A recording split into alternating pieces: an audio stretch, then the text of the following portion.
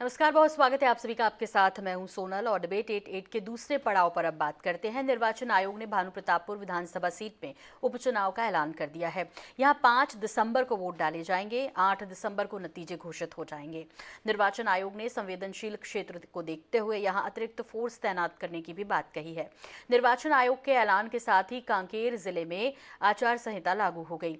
वहीं आदिवासियों के लिए आरक्षित भानु प्रतापपुर सीट पर उपचुनाव को लेकर सियासत भी तेज हो गई। पहले देखिए इस पर रिपोर्ट, फिर एक खास पैनल होगा हमारे साथ जिसके साथ हम विस्तार से चर्चा करेंगे इस विषय पर।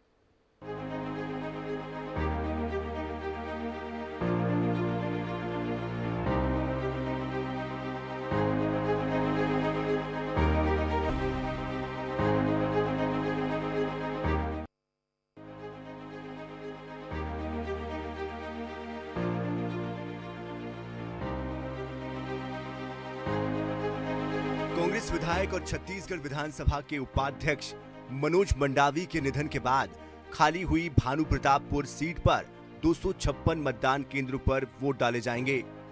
सुरक्षा के लिए अतिरिक्त बल बुलाने की व्यवस्था की जा रही है। ईवीएम मशीन और वीवीपैट जिला मुख्यालय में पहुंचा दिए गए हैं।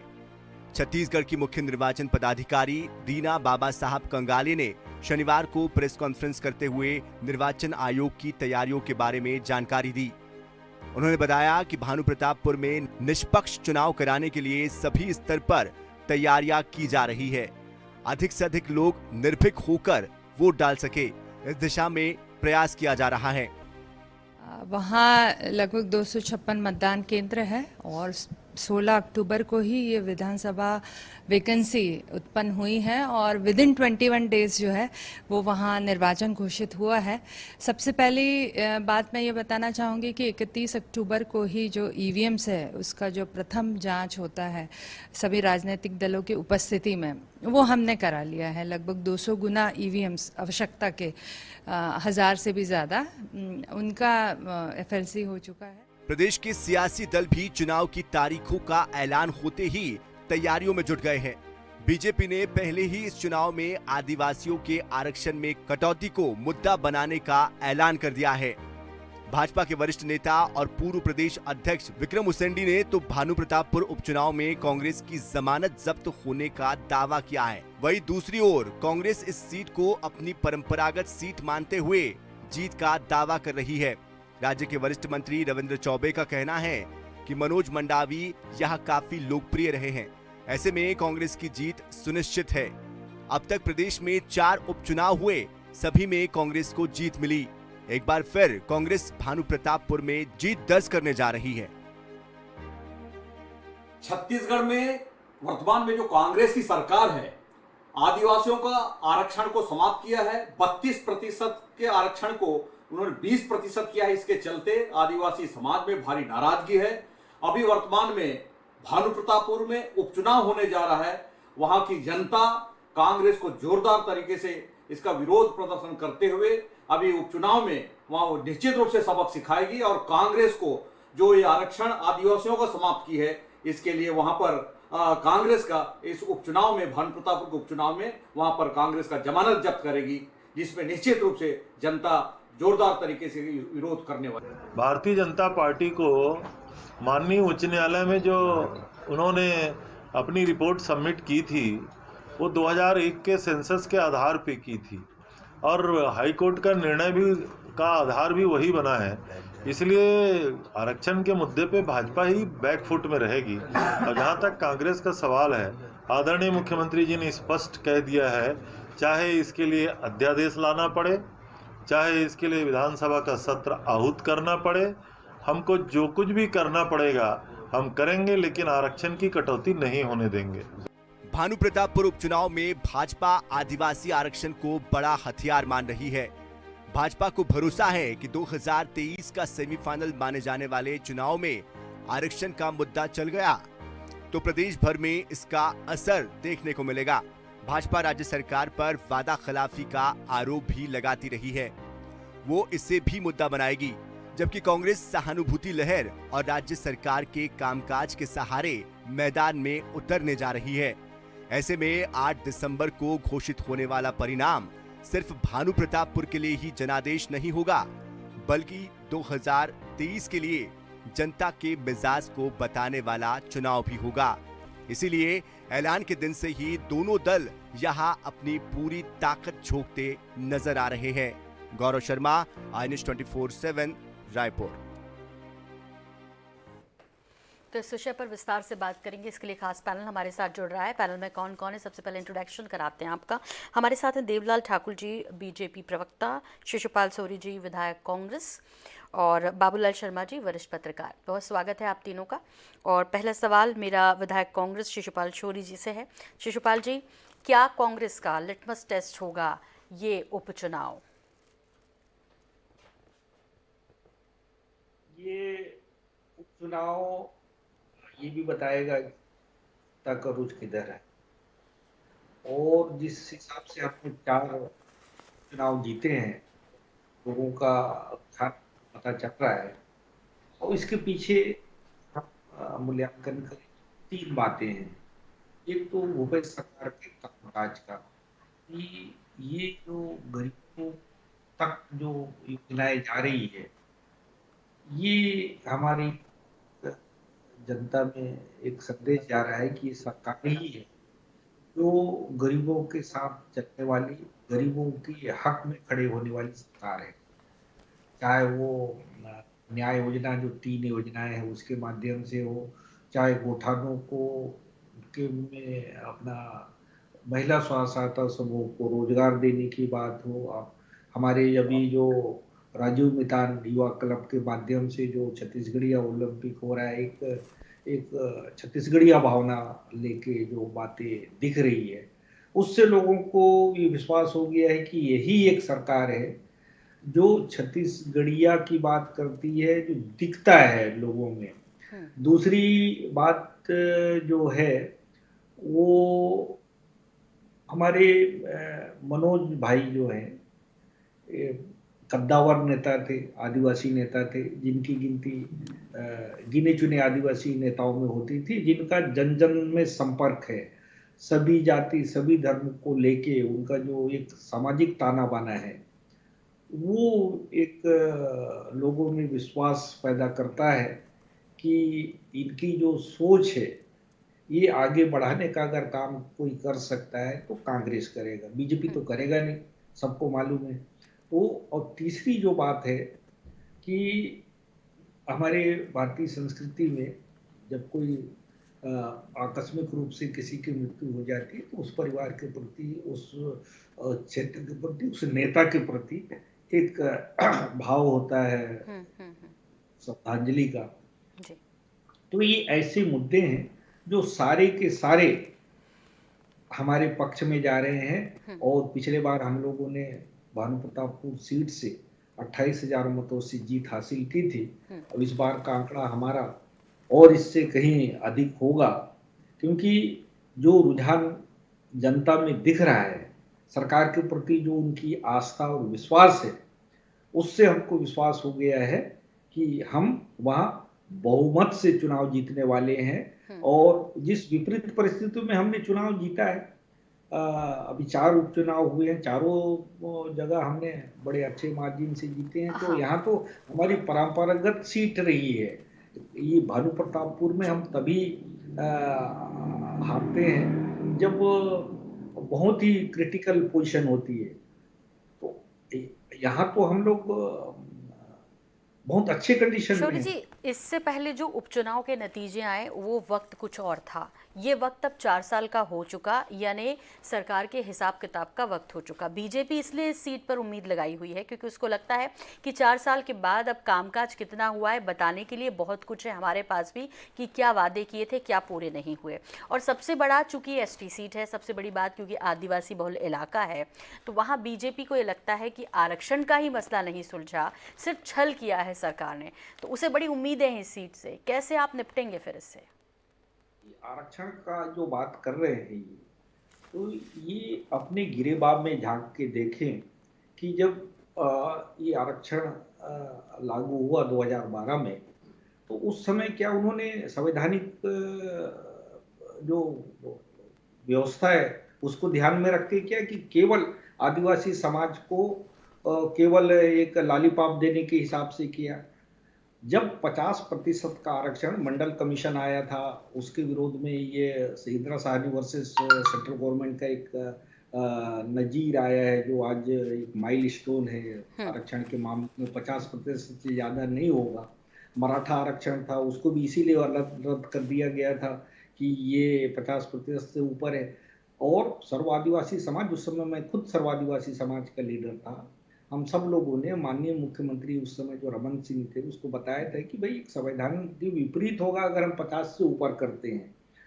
तो क्या उनको नहीं मालूम था? इतने सारे फैसले आ चुके हैं सुप्रीम कोर्ट के। तो ये जानबूझ के आदिवासी समाज को उलझाने के लिए किया। और इसलिए क्या मैं ये बताना चाहता हूँ कि 2012 में जब 32% आरक्षण को लेकर मांग हमारी समाज ने किया था, लाखों लोग थे और उस पर इन्होंने बेरहमी से लाठीचार्ज किया था और हमारे 150 से ज्यादा लोगों को जेल में बंद कर दिया था।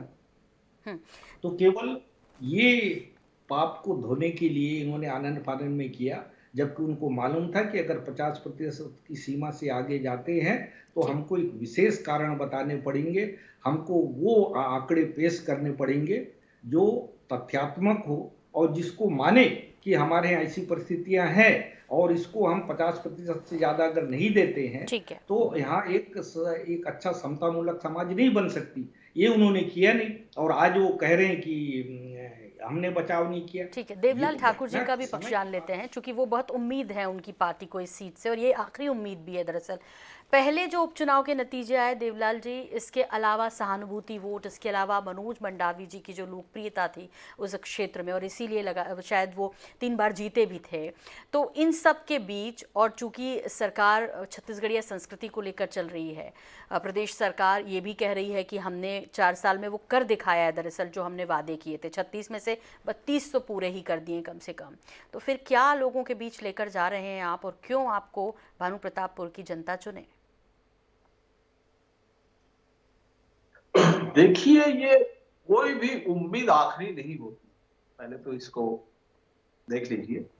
मैं ये कहना चाहता हूं कि भानु प्रतापपुर के चुनाव में, जैसा कि आपने कहा, यहाँ के मुख्यमंत्री कांग्रेस की सरकार छत्तीसगढ़िया संस्कृति को लेकर चल रही है, लेकिन छत्तीसगढ़ियों को लेकर नहीं चल रहा है। आप भानु प्रतापपुर में जिस कदर वहां आदिवासियों का शोषण हुआ, वहां खदानों में जिस प्रकार से यहाँ के मुख्यमंत्री ने बाहर से आदमी बेचकर वहां के सारे संसाधनों में जो लूट बचा के रखी है, उसको भानु प्रतापपुर की जनता देख रही है। किस प्रकार रेत से तेल निकाला गया, सारे रेत घाटों में बाहर से आदमी इन्होंने बेचकर सारा रेत बेच दिया, लेकिन भानु प्रतापपुर के लोकल लोगों को कोई फायदा नहीं हुआ। यही मुख्यमंत्री है जिन्होंने भैंसा कन्हार में जब ये नेता उपनेता प्रतिपक्ष होते थे, वहां जाकर उस खदान को बंद कराया। उस समय से खदान बंद थे, लेकिन जैसे ही ये सरकार में काबिज हुए 2018 में, फिर से उस खदान को खुद ही अपने लोगों के द्वारा वहां संचालित करवाया। इतना बड़ा ट्रांसपोर्ट व्यवसाय है भानु प्रतापपुर में, लेकिन वहां लोकल किसी भी भानु प्रतापपुर वासियों का नहीं चला। बाहर से लोग भेजे गए और उनको संसाधन उपलब्ध कराते गए। दूसरी एक चीज आना चाहूंगा, क्योंकि बात आदिवासियों की है, आदिवासियों की आरक्षण में ये बहानाबाजी करके कांग्रेस की सरकार नहीं बच सकती। और जो लोग हैं, जनप्रतिनिधि है, जब चुनाव आता है तो आदिवासियों के हितैषी बनते हैं, समाज के हितैषी बनते हैं, लेकिन जैसे ही सत्ता शासन में जाते हैं समाज को भूल जाते हैं। वैसे ही आज के जनप्रतिनिधि हमारे आदिवासी विधायक भी कर रहे हैं, जो समाज की ओर से बन तो गए हैं, लेकिन इस प्रदेश के मुख्यमंत्री के सामने बात करने के लिए हिचक रहे हैं। उनमें इतनी क्षमता नहीं है कि आदिवासियों के पक्ष में बात रखे और आदिवासियों का आरक्षण 32% रखे।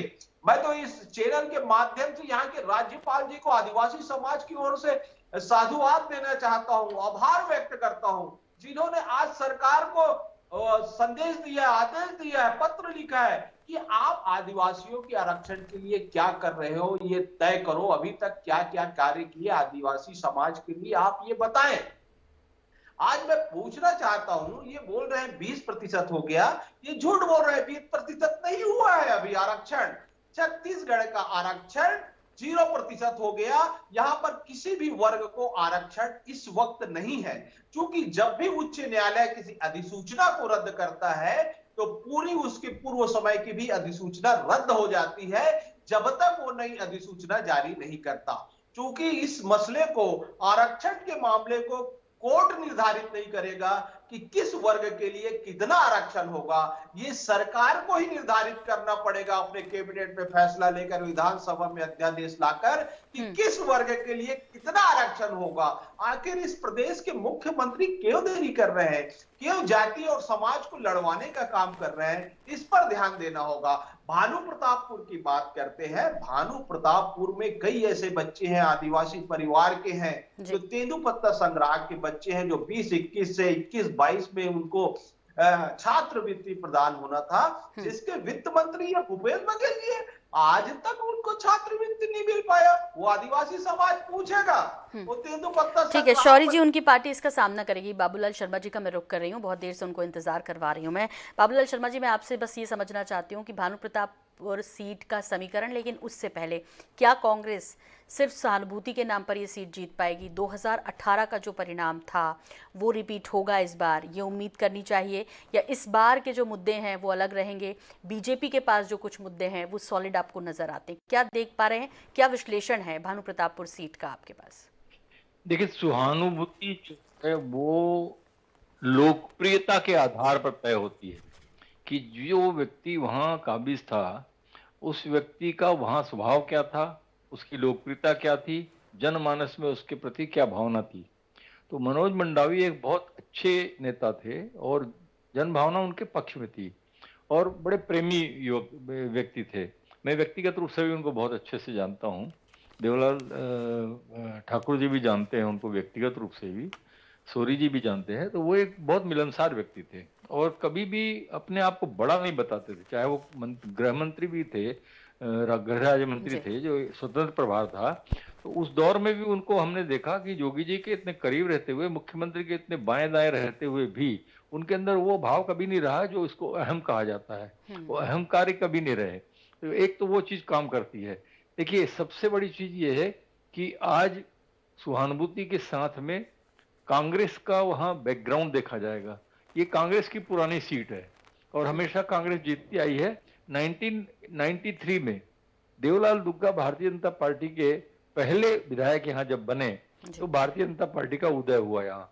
कभी जनसंघ यहाँ पर कभी काबिज नहीं हो पाई, लेकिन जनसंघ के लिए आरएसएस के माध्यम से ये देवलाल दुग्गा और कुछ लोग जो है वहां पर शाखाओं में काम करते थे, मैं व्यक्तिगत रूप से जानता हूँ।